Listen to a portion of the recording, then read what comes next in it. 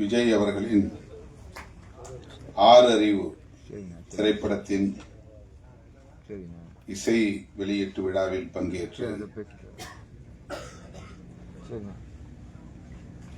மிகுந்த பொறுப்புணர்வோடு அறிவுரை வழங்கி அமர்ந்திருக்கிற, சிறப்புரை வழங்கி அமர்ந்திருக்கிற திரைப்பட இயக்குனர் பெருமதிப்புக்குரிய அண்ணன் கே பாக்யராஜ் அவர்களை, இந்த திரைப்படத்தின் இயக்குனர் தம்பி சி விஜய் அவர்களை,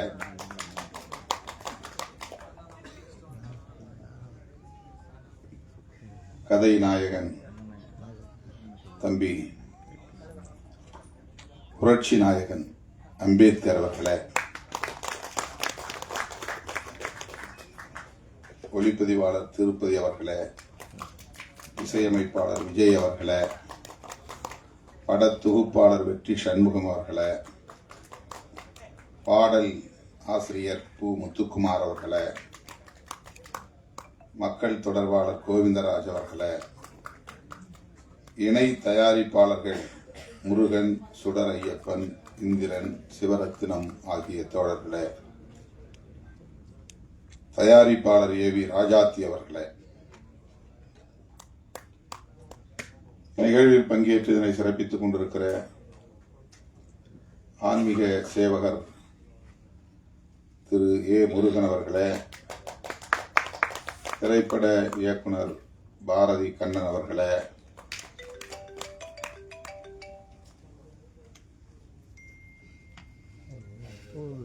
தென்காசி சிலம்பம் திரு சுதர்ஷன் ஆசான் அவர்களே, சிலம்பம் டாக்டர் எஸ் சுதாகரன் அவர்களே, திராவிட முன்னேற்ற கழகத்தின் தலைமை செயற்குழு உறுப்பினர் கே எஸ் எம் நாதன் அவர்களே,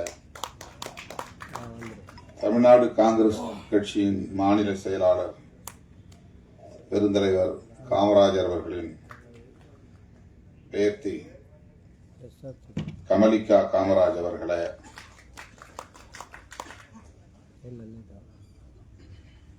இந்த திரைப்படத்தில் தோன்றியிருக்கும் நடிகை குறிப்பிற்குரிய தீபா அவர்களே, திரு ஹரிகிருஷ்ணன் அவர்களே, திரு நீலகண்டன் மணி அவர்களே, தம்பி அம்பேத்கர் அவர்களின் அருமை தந்தை தனபால் அவர்களே, தாயார் சுதா அவர்களே, தம்பி சமத்துவன் அவர்களே மற்றும் இந்த நிகழ்வில் பங்கேற்று இதனை சிறப்பித்துக் கொண்டிருக்கிற இந்த படக்குழுவை சார்ந்த கலைஞர்களே, வருகை தந்துள்ள தமிழ் சொந்தங்களே, உங்கள் அனைவருக்கும் என்னுடைய பணிவார்ந்த வணக்கத்தை தெரிவித்துக் கொள்கிறேன். ஒரு மணி நேரம் நாம் தாமதமாக இந்த நிகழ்வை தொடங்கி இருக்கிறோம். காலத்தாழ்வுக்கு நான் வருந்துகிறேன். அடுத்து இன்னும் சில நிகழ்வுகளில் பங்கேற்க வேண்டும் என்கிற ஒரு நெருக்கடியான நிலையில் தான் உங்கள் முன்னால் நின்று கொண்டிருக்கிறேன். இந்த திரைப்படம் எல்லா வேலைகளையும் முடித்துவிட்டு இசை வெளியீட்டு விழாவுக்காக காத்திருந்தது. ஒவ்வொரு முறையும் தனபால் அவர்களும் தம்பி அம்பேத்கர் அவர்களும் இந்த இசை வெளியீட்டு விழாவுக்கு நீங்கள் தேதி ஒதுக்க வேண்டும் என்று இயக்குனரோடு வந்து அழுத்தம் கொடுத்தார்கள். எனக்கு நேரம் ஒதுக்க இயலவில்லை. கடைசியாக அவர்களே ஒரு இந்த தேதியை முடிவு செய்து கட்டாயம் வந்தாக வேண்டும், இனி காலம் தாழ்த்த முடியாது என்று ஒரு நிர்பந்தத்தில் முடிவு செய்யப்பட்டது.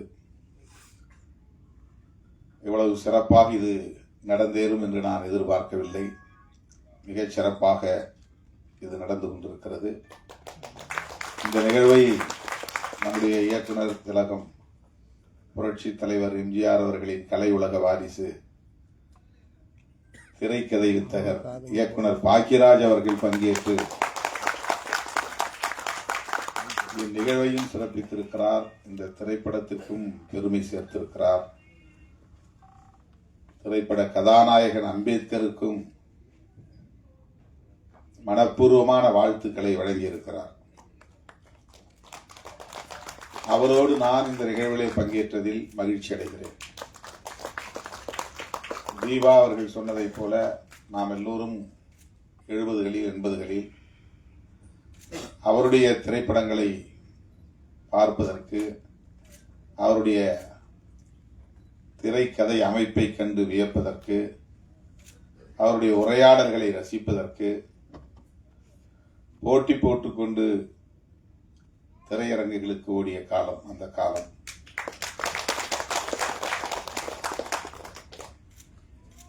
அதனால்தான் எம்ஜிஆர் அவர்கள் வேறு யாரையும் வாரிசு என்று அவர் வெளிப்படையாக அறிவித்ததில்லை. என்னுடைய வாரிசு, கலை உலக வாரிசு பாக்கியராஜ் என்று எம்ஜிஆர் அவர்கள் வெளிப்படையாக அறிவித்து அவரை உச்சி மோந்து பாராட்டியிருக்கிறார்.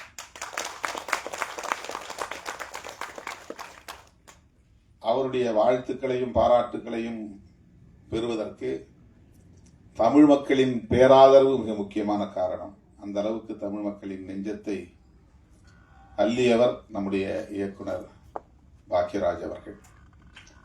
அவருக்கென்று ஒரு தனி வழி, தனி பாணி. திரைக்கதை அமைப்பதென்றால் அதற்கு பாக்கியராஜ் அவர்கள்தான் ஒரே அடையாளம், சான்று என்று சொல்லக்கூடிய அளவுக்கு அதில் மிகப்பெரிய சாதனையாளராக விளங்கியவர்.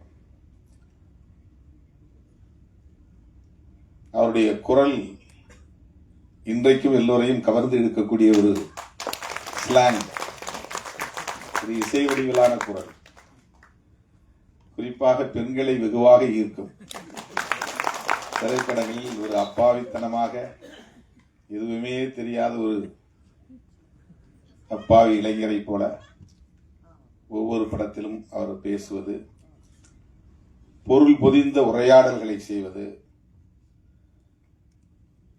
அறிவுரை வழங்குகிற காட்சிகளை அமைப்பது, முற்போக்கான சிந்தனைகளை நாம் எல்லோரும் இன்றைக்கு இயக்கங்களாக மாறி போராடி கொண்டிருக்கிற இந்த விவரங்களை எல்லாம் அன்றைக்கு எந்த இயக்கமும் அமைக்காமல் திரைக்களத்திலேயே போராடியவர்.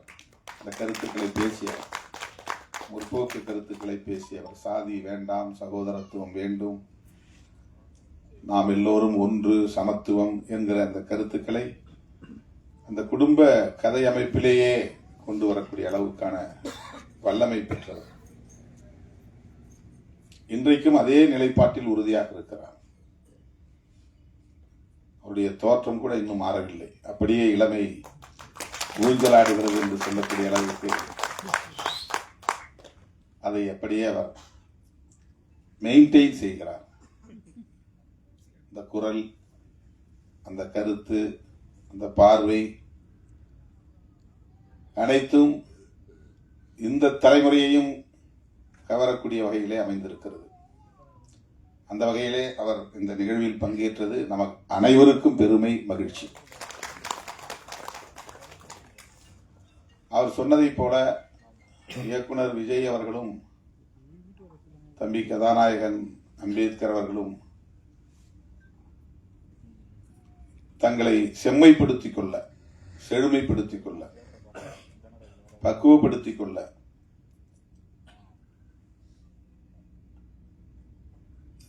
தங்களுடைய களத்தில் முன்னோர் யாரோ, சாதித்தவர்கள் யாரோ அவர்களை பின்பற்ற வேண்டும். அப்போதுதான் இந்த களத்திலே வெற்றி பெற முடியும்.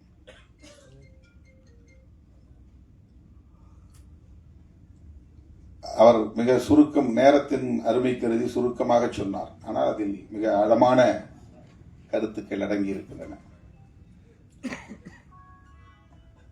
விஜய் அவர்கள் இந்த திரைப்படத்திற்கு 6 அறிவு என்று பெயர் சூட்டியிருக்கிறார்.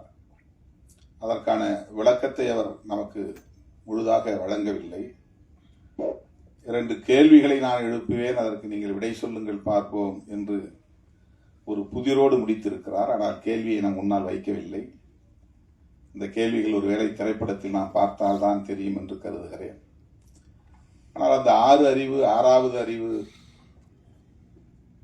எத்தகைய வலிமை மிக்கது என்பதை இயக்குனர் பாக்யராஜ் அவர்கள் இங்கே 2 உவமைகள் மூலம், சிறுகதைகள் மூலம், கதையாடல்களின் மூலம் நமக்கு எடுத்துரைத்தார். அது எவ்வளவு பேர் கவனித்தீர்கள் என்று நான் கருதவில்லை, தெரியவில்லை. என்னுடைய எதிர்காலத்தையே உடைத்து விட்டேன் என்று ஒருவன் சொல்லுகிறான். அவன் வேலை செய்கிற கடையில விலை உயர்ந்த ஒரு பொருளை அவன் உருட்டி உடைத்து விட்டான். இந்த பொருள் உடைந்து விட்டது என்று சொல்லி அவன் பதறவில்லை. அவன் ஒரு ஜட்ஜ்மெண்ட்டுக்கே வந்துட்டான். நம்மளை முதலாளி வெளியே அனுப்பிச்சிருவாரு, நாம் அவ்வளவு விலை உயர்ந்த பொருளை உடைச்சிட்டோம், என் எதிர்காலமே போச்சு. அவ்வளவு விரைவாக சிந்திக்கிற ஆற்றல், அவருடைய எதிர்காலத்தை பற்றிய கவலை, இந்த சிந்தனை ஆற்றல் என்பதுதான் 6வது அறிவு, 6ஆம் அறிவு. மற்ற 5 அறிவு என்ன? புலனறிவு. மெய், வாய், கண், மூக்கு, செவி, இதுதான் நம்முடைய உடல். மெய் என்பது உடம்பு, மொத்த கழுத்திலிருந்து பாதம் வரையில் இருக்கிற பாகத்திற்கு பெயர் மெய். தலையிலே மற்ற 4 புலன்கள் இருக்கின்றன. வாய், கண், மூக்கு, செவி. இந்த 4 புலன்களும் தலையில் உள்ளன. தலை இல்லாத மற்ற பகுதியை நாம் முண்டம் என்கிறோம். அது ஒட்டுமொத்தமாக மெய் என்று, உடம்பு என்று அழைக்கப்படுகிறது. இந்த 5ம் ஒவ்வொரு அறிவை நமக்கு தருகிறது. உடம்பு தொடுதல் அறிவை தருகிறது, வாய் சுவை அறிவை தருகிறது, நாக்கு, விழி பார்க்கிற அறிவை, காட்சியை நமக்கு புலப்படுத்துகிறது, செவி கேட்பதன் மூலம் என்ன கேட்கிறோம் என்பதை நமக்கு சொல்லித் தருகிறது. எதை செய்ய வேண்டும், எதை செய்யக்கூடாது என்பதையெல்லாம் நாம் கேட்டு தெரிந்து கொள்கிறோம். மூக்கு வாசனையை முகர்ந்து பார்க்கிற அந்த அறிவை, வாசனையை நமக்கு கற்றுத்தருகிறது. இப்படி இது புலனறிவு.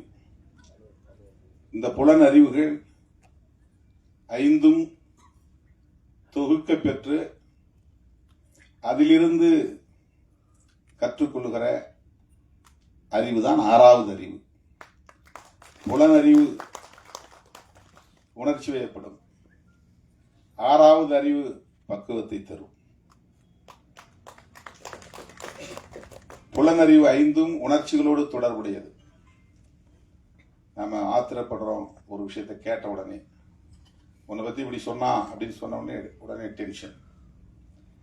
அவன் சொன்னது உண்மையா பொய்யா, இவனே இட்டு கட்டி பேசுறானா, இவனுக்கு ஒரு நோக்கம் இருக்கா, அப்படி சொல்லி இருக்க வாய்ப்பு இருக்கா, அவன் அது மாதிரியான ஆடுதானா அப்படிலாம் நம்ம பார்க்க மாட்டோம். காது கேட்ட உடனே ஆத்திரம் வந்துடும். அது எமோஷன். ஆத்திரமும் ஒரு எமோஷன் தான். விஜய் சொன்னது மாதிரி அன்பு ஒரு எமோஷன்னா ஆத்திரமும் ஒரு எமோஷன் தான், ஆங்கர். புலன் உணர்வு என்பது அப்படியே வெளிப்படுவது, உடனடியாக எதிர்வினையாற்றுவது. இந்த புலன் உணர்வுகளை, புலன் அறிவை உள்வாங்கிக் கொண்டு அதில் எது சரி, எது தவறு, எது உண்மை, எது பொய், எது நல்லது, எது கெட்டது, எது இப்போதைக்கு வெளிப்படுத்த வேண்டியது, எது எப்போது வெளிப்படுத்தப்பட வேண்டியது, எதை எப்படி வெளிப்படுத்துவது, எதை யார் முன்னால் வெளிப்படுத்துவது, எதை மறைத்து வைக்க வேண்டும், எதை மறைக்காமல் சொல்ல வேண்டும் என்பனவற்றையெல்லாம் உணர்ந்து தொகுத்து வடிகட்டி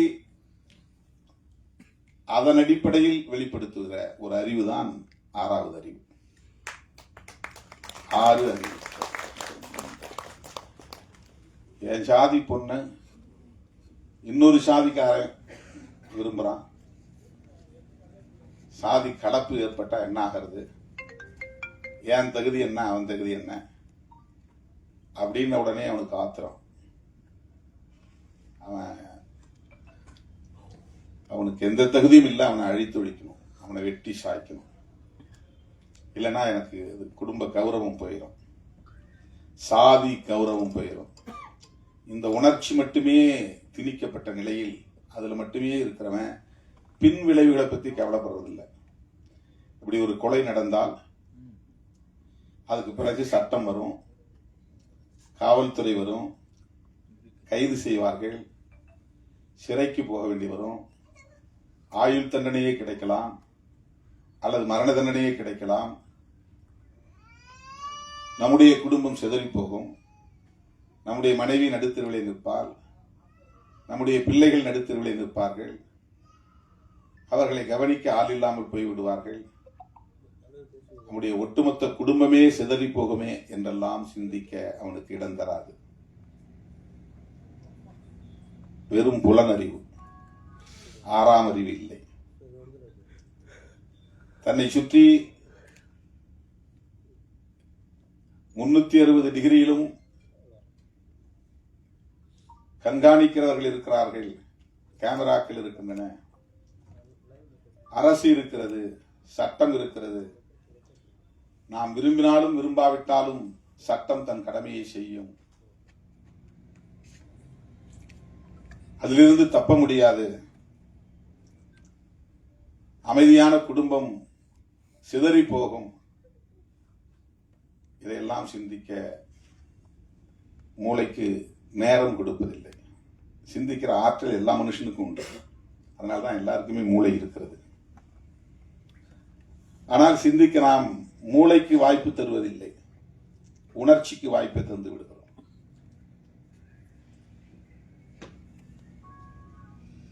விலங்கினங்களிலிருந்து மனிதன் வேறுபடுவது இந்த ஆறாம் அறிவின் மூலம்தான்.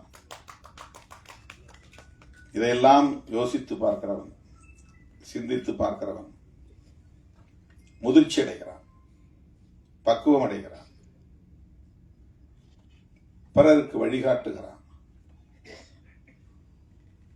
சகோதரத்துவம் மேலானது என்று நம்புகிறான்.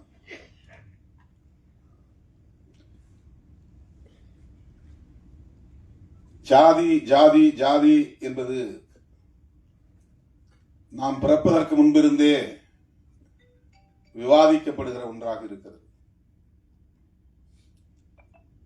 உலகத்தில் வேறு எந்த நாட்டிலும் இந்த சமூக கட்டமைப்பு இல்லை, எந்த மதத்திலும் இந்த வடிவமைப்பு இல்லை.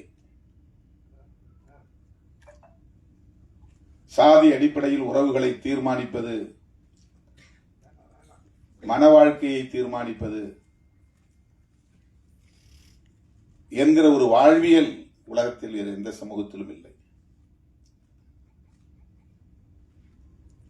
தமிழனாகவும் வேணால் ஒன்று சேர முடியவில்லை, இந்தியனாகவும் வேணால் ஒன்று சேர முடியவில்லை, பாட்டாளியாகவும் வேணால் ஒன்று சேர முடியவில்லை. ஒரே சாதிக்குள் ஒரு சகோதரத்துவமும் மலர்வதற்கு வாய்ப்பில்லை என்கிற நிலையை எது ஏற்படுத்தி இருக்கிறது என்றால் சாதிதான்.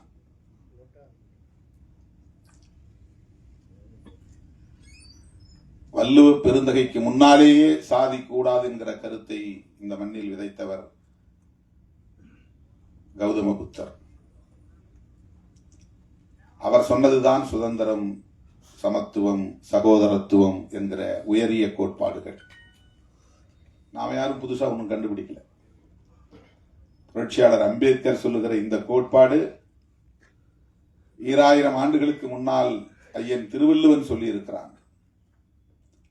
ஐயன் திருவள்ளுவன் சொல்லி இருக்கிற இந்த கருத்தியலை 2500 ஆண்டுகளுக்கு முன்னால் கௌதம புத்தர் சொல்லி இருக்கிறார். கௌதம புத்தர் சுயம்புவாக சொன்னாரா என்றால் அப்படி சொல்ல முடியாது. அவருக்கு முன்னால் அவருடைய முன்னோர் இதை பேசி இருக்கிறார்கள், சொல்லி இருக்கிறார்கள் என்பதுதான் நாம் உணர வேண்டிய உண்மை. இப்படித்தான் அறிவு வளர்ச்சி என்பது உருவாகி இருக்கிறது, பரிணாமம் அடைந்திருக்கிறது. ஆகவே சாதி ஆணவ கொலைகளுக்கு காரணமாக இருக்கிறது என்பதை இன்றைக்கு விஜய் சிஎம் விஜய்னு சொன்னா அது வேற மாதிரி பொருளா இருக்குது. அதனாலதான் கேட்டேன், உங்களுக்கு ஏன் சிஎம் பேர் வந்துச்சுன்னா, செட்டிக்குளம் ஊர் பேரு செட்டிநாடு சொன்னாரு, அப்பா பேரு முத்தும் பெருமாள்னாரு. இப்ப சேம் விஜய்னு போடலாமே அப்படின்னு எனக்கு தோணுச்சு. சிஎம் விஜய்னா திருமாவளவனே சொல்லிட்டாருங்கிற மாதிரி ஆயிடும்.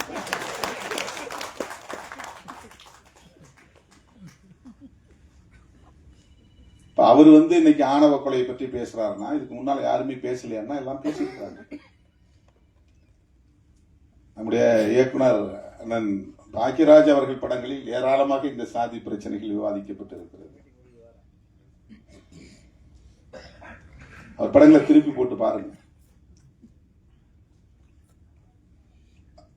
அவர் கதையில அண்ணா எடுத்த உடனே முருங்கைக்காயினார். அவருக்கு மனசில் நிக்கிறது முருங்கைக்காய் தான்.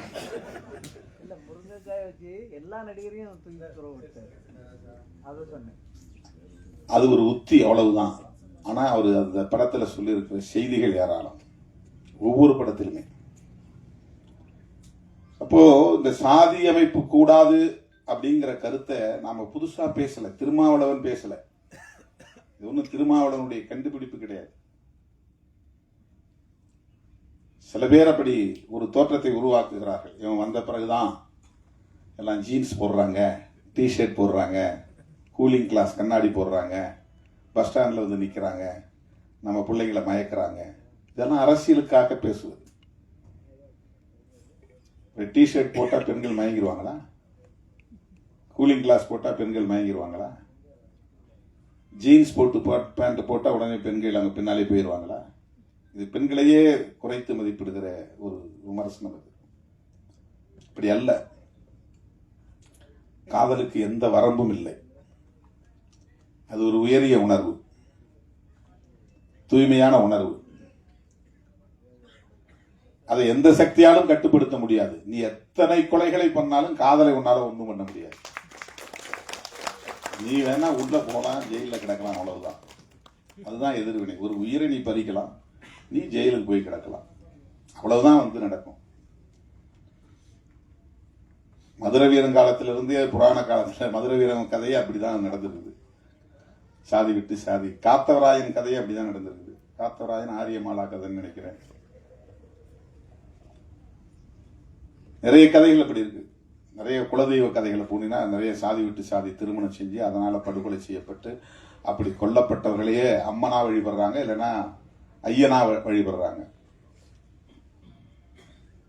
ஐயனார், ஐயன், இதுதான் குலதெய்வங்கள். குலதெய்வங்கள்ங்கிறது சிவன் மகாவிஷ்ணு மாதிரியான கதைகளை கொண்டது கிடையாது. நம்மோடு வாழ்ந்தவர்கள் மடிந்திருப்பார்கள். அவர்கள் நமக்கு முன்னோர்களாக பாதுகாவலர்களாக இருந்திருப்பார்கள். அவர்கள் அந்த நமக்காக நம்முடைய குலத்தை காப்பதற்காக ஆயுதம் ஏந்தி இருப்பார்கள், வெட்டுப்பட்டு இருப்பார்கள், களத்திலே பலியாகி இருப்பார்கள். அவர்களை நினைவு கூர்ந்து நடுகள் நட்டு அவர்களை வழிபாடு செய்கிற ஒரு முறைதான் குலதெய்வ முறை, வழிபாட்டு முறையாக மாறி இருக்கிறது. அப்படி நிறைய தரவுகள் உண்டு. இப்ப நாமெல்லாம் பெருந்தெய்வங்களை கும்புற வழக்கம் நமக்கு கிடையாது. ஊர்லாம் போனா முனியாண்டி, கருப்புசாமி, மாயவன், இப்படிதான் சாமி. இதெல்லாம் யாருன்னா நம்முடைய முன்னோர். அவங்களுக்கு இருந்த பேரு. அவங்களுக்கு சாராயம் வச்சு படைப்பாங்க, கறி வச்சு கிடா வெட்டி கறி சமைச்சு படைப்பாங்க. இதெல்லாம் நம்முடைய வாழ்வியலில் இருந்த முக்கியமான கூறுகள். சாதி அடிப்படையிலான படுகொலைகள் நடந்து அந்த படுகொலைகளால் தியாகம் செய்த அவர்கள் எல்லாம் கடவுளாக்கப்பட்டிருக்கிறார்கள், நடுகளாக்கப்பட்டிருக்கிறார்கள். நடந்தது. இப்ப என்ன அதுல இருந்து தெரிய வருதுன்னா, இந்த சாதி அடிப்படையில சாதி விட்டு சாதி திருமணம் பண்ணக்கூடாது, கலப்பு திருமணம் பண்ணக்கூடாது அப்படிங்கிற கருத்து இன்னைக்கு நேற்றுக்குள்ள ரொம்ப காலமா இருக்கு. காதல் ரொம்ப காலமா மனிதன் தோன்றிய காலத்தில் இருந்து இருக்கு. காதலுக்கு எதிர்ப்பும் அந்த காலத்தில் இருந்து இருக்கு. காதலின் பெயரால் சாதி விட்டு சாதி திருமணம் நடந்தால் ஆணவ கொலைகள், அது இங்கிலீஷ்ல ஹானர் கில்லிங்கிறான். ஹானர் கில்லிங்னா கௌரவ கொலை. அதுல என்ன கௌரவம் இருக்குது? அது ஆணவம் தான். அது அதனாலதான் ஆணவ கொலைன்னு இப்ப நம்ம புதுசா அழைக்கிறோம். அதுல என்ன கௌரவம் இருக்கு? பெற்ற பிள்ளையை 10 மாதம் சுமந்த பிள்ளையை பாலூட்டி சீராட்டி வளர்த்த பிள்ளையை கொஞ்சி குழவிய பிள்ளையை ஈவிரக்கமில்லாமல் வெட்டி சாய்க்கிற அளவுக்கு மூர்க்கம் வருகிறது என்றால் அது சாதியின் பெயரால் ஏற்படுகிற பித்துக்குளித்தனம். அது சாதி அவன் கண்ணை மறைக்குது, மூளையை செயல்பட விடாம தடுக்குது. ஆகவே அந்த ஆணவ கொலைகள் காலங்காலமாக சமூகத்திலே இருந்து கொண்டே இருப்பதை நாம் பார்க்கிறோம். அதை அவ்வப்போது பலர் கண்டித்திருக்கிறார்கள், அதை எதிர்த்திருக்கிறார்கள், போராடி இருக்கிறார்கள். அந்த வரிசையில தான் நம்ம பெரியாரையும் அம்பேத்கரையும் பார்க்கிறோம். இது எப்பதான் தீர்வு வரும்? இதுக்கெல்லாம் ஒரு குறிப்பிட்ட காலக்கெடு நம்ம சொல்ல முடியாது, ஒரு டியூரேஷன் சொல்ல முடியாது. பசிக்குது, சோறாக்கணும் அப்படின்னா 1/2 hourல சமைச்சிடலாம், ஒரு டைம் சொல்லணும். 1/2 hourல உட்காருங்க நான் சமைச்சு கொடுத்துட்றேன் அப்படின்னு நாங்கள் டைம் சொல்ல முடியும், ஒரு கெடு சொல்ல முடியும். நான் இங்கிருந்து டெல்லிக்கு போகணும், அவங்க யாரோ ஒருத்தரை பார்க்கணும் அப்படின்னா அதுக்கு என்ன டைம்? ட்ரெயினில் போனால் இத்தனை மணி நேரம் ஆகும், 24 மணி நேரம் ஆகும். ஃப்ளைட்டில் போனால் 2.25 மணி நேரம் ஆகும், ஒரு டைம் சொல்லிடலாம். சாதி பிரச்சனைகளுக்கு தீர்வு காண்பதற்கு ஒரு டைம் லைன் சொல்ல முடியாது, டைம் ஃப்ரேம் சொல்ல முடியாது, காலக்கெடு சொல்ல முடியாது. புத்தர் தோன்றினார், இட்டார் பெரியோர் இடாதார் இழிகுலத்தோர் என்று 2 சாதி தான் இருக்கிறது, சாதிகள் 2 ஒழிய வேறில்லை என்று சொன்ன அவ்வை பாட்டி சொன்னார். ஆண் சாதி பெண் சாதி ஆக 2 சாதி, வீண் சாதி மற்ற எல்லாம் என்ற சித்தர்கள் சொன்னார்கள். சாதி வேற ஒன்றும் இல்லைப்பா, சாதி ஆண் சாதி பெண் சாதி அவ்வளவுதான், மற்றதெல்லாம் வீண். பரப்புக்கும் எல்லா உயிர்க்கும் ஐயன் திருவள்ளுவர் சொன்னான், எல்லாம் பறக்கலாம், ஒரே மாதிரி தான் பறக்கிறோம். பறக்கிறதுல என்ன பெரிய வேறுபாடு இருக்கு? உயர்ந்தவன் வேற மாதிரி பறக்கிறான், தாழ்ந்தவன் வேற மாதிரி பறக்கிறானா? இல்லை. ஆணும் பெண்ணும் இணைந்து கரு உற்பத்தியாகி 10 மாதம் கற்ப பையிலே வளர்ந்து கருவறையிலே வளர்ந்து அதன் பிறகு அவன் குழந்தையாக பிரசவம் ஆகிறான், அவ்வளவுதான். இதுதான் எல்லா உயிரினங்களுக்கும், மனிதனுக்கும். பரப்புக்கும் எல்லா உயிர்க்கும் ஐயன் திருவள்ளுவர் சொன்னார். அந்த வரிசை ஒட்டித்தான் மகாத்மா பூலே கேரளாவிலே நாராயண குரு.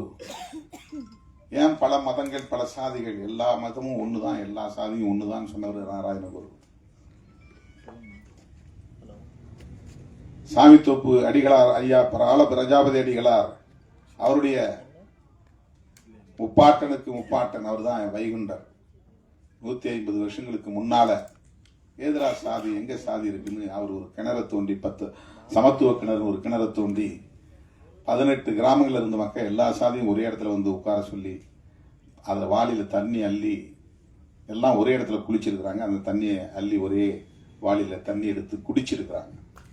குடிக்க வச்சவர் யாருன்னா வைகுண்டர். பரப்பாள எவனும் உயர்ந்தவன் இல்லை தாழ்ந்தவன் இல்லை. நான் திருமாவளவன் சொல்றேன்னு நினைச்சிட்டு இருக்கிறான். வைகுண்டர் சொன்னார, வைகுண்டரை உங்களால எதிர்க்க முடியுமா? வைகுண்டர் சொன்னதுதான் நான் சொல்றேன், நாராயணகுரு சொன்னதுதான் நாம பேசுறோம், அவ்வளவுதான். நம்ம புதுசா ஒன்றும் கண்டுபிடிக்கல, எதையும் பேசல. அவங்களுக்கு பின்னால தோன்றியவர்கள் தான் பெரியார், அம்பேத்கர்லாம். இவங்களுக்கு மூத்தவர் வைகுண்டர், சமகாலத்தவர் ஐயா நாராயணகுரு. அதே காலத்து தலைவர் பசவண்ணா, அவரும் 150 வருஷத்துக்கு முன்னால 200 வருஷத்துக்கு முன்னால நினைக்கிறேன், 12ஆம் நூற்றாண்டு. அவர் கிட்டத்தட்ட 800 வருஷத்துக்கு முன்னால அவர் சாதி பரப்பின் அடிப்படையில் சாதி இல்லைன்னு எதிர்த்து போரிட்டவர் தான். இன்னைக்கு அவரை பின்பற்றவங்க சாதியை கடைபிடிக்கிறாங்க, அது வேற விஷயம். ரொம்ப அருமையா ஒரு விஷயத்தை சொன்னார். புத்தர், நபிகள் நாயகம், இயேசு பெருமான், இந்த 3 மாமனிதர்களும் மனிதநேயமே உலகின் தலை சிறந்த கொள்கை என்றுதான் சொல்லி இருக்கிறார்கள். ஆனா அவரை பின்பற்றதான் உலகத்துல எல்லா நாடுகளும் இருக்கிறான், எல்லாம் கத்தியை தூக்கிட்டு நிக்கிறான், அருவாளை தூக்கிட்டு நிக்கிறான். அதுதான் வீரன் சொல்றான். பௌத்தத்தை ஏற்றுக்கொண்டவனும் வன்முறையில் ஈடுபடுகிறான், படுகொலையில் ஈடுபடுகிறான். அதுக்கு சிங்களமே ஒரு சாட்சி. ஈழத்தமிழர்களை படுகொலை செய்யக்கூடிய அத்தனை பேரும் பௌத்தர்கள் தான். அவன் உண்மையிலேயே பௌத்தத்தை உள்வாங்கி இருந்தான்னா மனிதநேயம் தான் அவன் மேலோங்கி இருக்கும், தமிழர்களை அவன் கொல்ல மாட்டான். நீ தனியா வாழணும்னு நினைக்கிறியா, வாழ்ந்துட்டு போ. உனக்கு ஒரு நாடு வேணுமா, வச்சுக்கோ சொல்லிட்டு போயிருப்பான். ஒன்னாக நம்ம எல்லாம் சகோதரர்களா வாழ்வோம். ஆனா அவன் பௌத்தத்தை உள்வாங்கினானே தவிர புத்தர் சொன்னதை பின்பற்றவில்லை. ஒரு கன்னத்தில் அடித்தால் மறு கன்னத்தை காட்டு, எவனையும் நீ வன்முறைக்கு போகாதே, வன்முறையில் ஈடுபடாதே என்று சொன்னார் இயேசு பெருமான். ஆனா கிறிஸ்தவ நாடுகள், பல நாடுகளில் எவ்வளவு சிலுவை போர், எவ்வளவு பெரிய யுத்தங்கள்லாம் நடந்திருக்குது, எவ்வளவு லட்சக்கணக்கான மக்கள் கொல்லப்பட்டிருக்கிறார்கள் இயேசுவின் பெயரால். நபிகள் நாயகம் அவர் சொன்னது மனிதநேயம் தான். உலகின் தலை சிறந்த கொள்கை மனிதநேயம். நாம் யாரும் அதை பின்பற்றதில்லை. சுதந்திரம், சகோதரத்துவம், சமத்துவம், இதுதான் மதம் சொன்ன உண்மையான கோட்பாடுகள். இதுதான். ஆனா நம்ம அதெல்லாம் விட்டுட்டோம். பரப்பால நீ யாரு நான் யார், எனக்கு நீ சமமா வருவியா, என் வீட்டு பிள்ளை நீ மயக்கி இழுத்துட்டு போக பார்க்குறியா, இங்க இருக்கிற சொத்தை பறிக்கிறதுக்காக நீ லவ் பண்றது, நாடக காதல் பண்றியா, இந்த விமர்சனங்கள் எல்லாம் அவர்களின் நலன்களுக்காக பேசப்படுகிற ஒன்று. காதல் என்கிற உணர்வுகளை கொச்சைப்படுத்துகிற ஒரு முயற்சி. அதை ஒரு கருப்பொருளாக கொண்டு ஆணவ கொலையை தடுக்க வேண்டும் என்கிற அடிப்படையில் படம் இன்னும் நம்ம முழுமையா பார்க்கல. கதையை அப்பப்ப லேசா 1-2 வரி அவர் சொன்னாரு. நான் கூட விஜய் கிட்ட சொன்னேன், அதான் சிஎம் விஜய் தான், விஜய் கிட்ட சொன்னேன், கொஞ்சம் சுருக்கமா கதையை சொல்லுங்க மேடையில அப்படின்னு. கதையை சொல்லிட்டா நீங்க யாரும் போய் பார்க்க மாட்டீங்கன்றதுனால அவர் புதிர் போட்டு 2 கேள்வி எழுப்புவேன், நீங்க பதில் சொல்லணும்னு சொல்லியிருக்கிறாரு. புரட்சிகரமான சிந்தனைகள், முற்போக்கான சிந்தனைகள், ஜனநாயகபூர்வமான சிந்தனைகள் எல்லா தளங்களிலும் வளர வேண்டும், திரைத்துறை உட்பட. நிறைய பேர் இதுக்குள்ளேயும் சாதி பெருமை பேசுறவர்கள் கிளம்பிட்டாங்க. நாங்க ஆண்ட சாதி, அந்த வம்சம், இந்த வம்சம், அதிலிருந்து பிறந்தவர்கள், இதிலிருந்து பிறந்தவர்கள், எங்களுக்கு என்று ஒரு பெரிய தனி பாரம்பரியம் இருக்கிறது. அடங்கமறு அத்துமீறு கும்பலா என்று கேலி பேசுவது, அதுக்குள்ள அந்த 2 முழக்கங்களுக்கு பின்னால எவ்வளவு பெரிய அரசியல் இருக்குங்கிறத புரிஞ்சுக்கிட்டா அதை விமர்சிக்கவே முடியாது. அது பாட்டாளி வர்க்க சிந்தனை இருந்தாதான் அதை புரிஞ்சுக்க முடியும். உழைக்கும் மக்களுடைய நலன்களை பற்றிய அக்கறை இருந்தால்தான் அடங்கமறு அத்துமீறு திமிரி எழு திருப்பி அடி, இது வன்முறைகளை தூண்டுவதல்ல, வன்முறைகளை எதிர்த்து நிற்கிற டிஃபென்சிவ் ஸ்லோகன். அது டிஃபென்சிவ் மோட்ல சொல்லக்கூடிய ஒரு தற்காப்பு உத்தி அடிப்படையில முன்வைக்கப்பட்ட முழக்கம். உன்னை அடிச்சுட்டே இருக்கிறான் அப்படிங்கிறதுனால நீ அப்படியே ஒடுங்கி போயிடாத, நீ கொஞ்சமாவது எதிர்த்து நின்னாதான். ஒரு கெளுத்தி மீனை நம்ம பிடிச்சா விட அது திமிரி நம்ம கையில காயப்படுத்துது.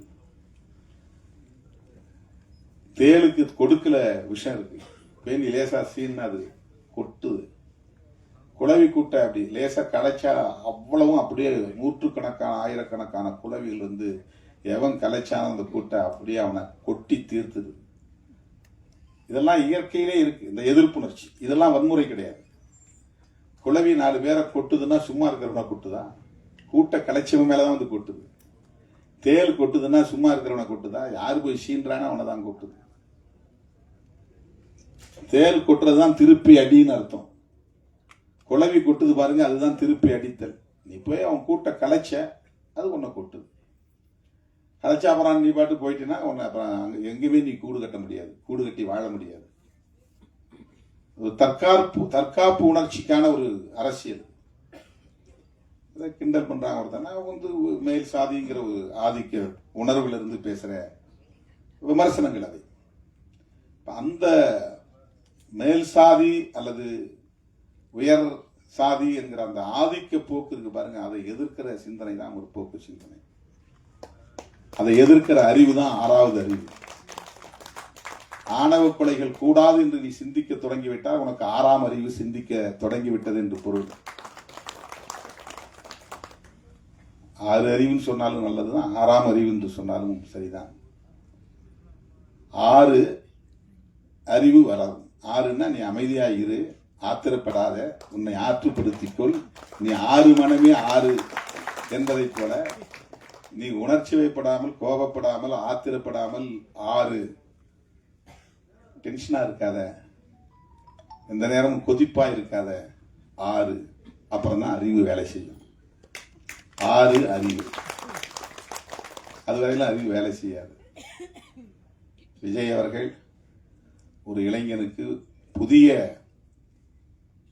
ஒரு இளைஞனுக்கு, வாழ்க்கையில் சாதிக்க வேண்டும் என்று துடிக்கிற இளைஞனுக்கு ஒரு அரிய வாய்ப்பை தந்திருக்கிறார். அந்த வகையில் விஜய் நான் பாராட்ட கடமைப்பட்டிருக்கிறேன். அம்பேத்கர்ங்கிற பேர் வந்தது பற்றி எல்லாரும் சொன்னாங்க. பால பிரஜாபதி அடிகளார் அவர் வயிற்றில், தாயின் வயிற்றில் இருக்கும்போதே தீர்மானித்த பெயர். பல பேர் அப்படி சொல்லுவாங்க, பேர் வைப்பாங்க, அப்புறம் போய் ஸ்கூல் ரெக்கார்டில் பேரை மாற்றிடுவாங்க. கேட்கும்போது அம்பேத்கர்னு சொல்லுவாங்க. அப்படி நிறைய இந்த சமூகத்தில் இருக்கிறவங்களுக்கே, ஒடுக்கப்பட்ட சமூகத்தில் இருக்கிறவங்களுக்கே அந்த பேரை வைக்கிறது ஒரு தயக்கம் இருக்கு. அதை சொன்னா வெளியில போய் நமக்கு டக்குன்னு ஒரு அடையாளம் தெரிஞ்சிடும், நம்மளை அங்கீகரிக்க மாட்டாங்க, நம்மளை ஒரு மாதிரி இல் ட்ரீட் பண்ணுவாங்க, டிஸ்கிரிமினேஷன் வரும், அப்படின்லாம் அவங்களுக்கு ஒரு தயக்கம் இருக்கு. ஆனால் சாமித்தோப்பு அடிகளார், எனது பெருமதிப்பிற்குரிய ஐயா பால பிரஜாபதி அடிகளார் அந்த பொது மேடையில திருமாவளவன் என்னுடைய வளர்ப்பு பிள்ளை அப்படின்னு அறிவித்தார். நான் அவரை அடாப்ட் பண்றேன், என்னுடைய தத்து பிள்ளையா நான் எடுத்துக்கிறேன், என்னுடைய மகன் குடும்பத்தில் ஒருவரா நான் எடுத்துக்கிறேன் அப்படின்னு அறிவிச்சார். அன்பு தேசம்னு ஒரு கட்சி தொடங்கின நிகழ்ச்சியில தான் நான் பேசினேன். அவர் உருவாக்கிய கட்சி அன்பு தேசம்.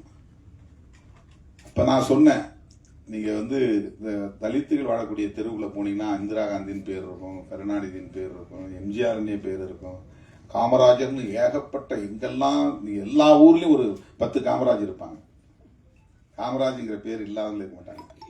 ஆனா ஊர் தெருங்கிற இடத்துல எங்கேயாவது ஒரே ஒரு குழந்தைக்காவது அம்பேத்கர்னு பேர் இருக்கா? இப்ப யார் சாதி பார்க்கிறா? தலித்துகளா சாதி பார்க்கிறாங்க? அம்பேத்கர் உலகளாவிய பெருந்தலைவர், அறிவார்ந்தவர்கள் எல்லாம் போற்றும் பேரறிவாளர்.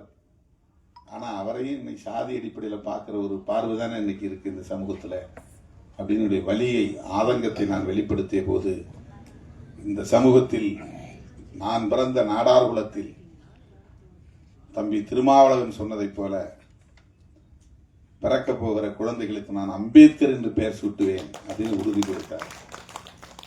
தம்பி பிறந்த உடனே என்னை தொலைபேசியில் கூப்பிட்டு, இது மாதிரி ஒரு பிள்ளை பிறந்திருக்கிறான், நான் சொன்ன குழந்தை நம்ம வைகுண்டர் வழியை பின்பற்றக்கூடியவர்கள், ஐயா வழியை பின்பற்றக்கூடியவர்கள், அந்த பிள்ளைக்கு நான் அம்பேத்கர் பேர் வச்சிருக்கிறேன் தம்பி, நான் அவ்வளவு மகிழ்ச்சியா புலகாங்கிதத்தோடு சொன்னார். அப்புறம் வர சொல்லி பார்த்தார். பல வருஷங்களுக்கு பிறகு ஒரு ஆளாகி நான் இப்ப காலேஜ் படிக்க வந்திருக்கிறேன்னு தம்பி எனக்கு அறிமுகமான, அதுக்கிடையில் நான் சந்திக்கிற வாய்ப்பே எனக்கு கிடைக்கல. ஐயா நம்முடைய தனபால் அவங்க அப்பாவும் அவங்க அம்மாவும் அழைச்சிட்டு தம்பி யார் தெரியுதா, இவர் தான் அம்பேத்கர் அப்படின்னு எனக்கு அறிமுகப்படுத்தினாங்க. எனக்கு அப்படியே எப்படி சொல்றதுன்னு தெரியல, உடம்பெல்லாம் அப்படி சிலிர்த்தது.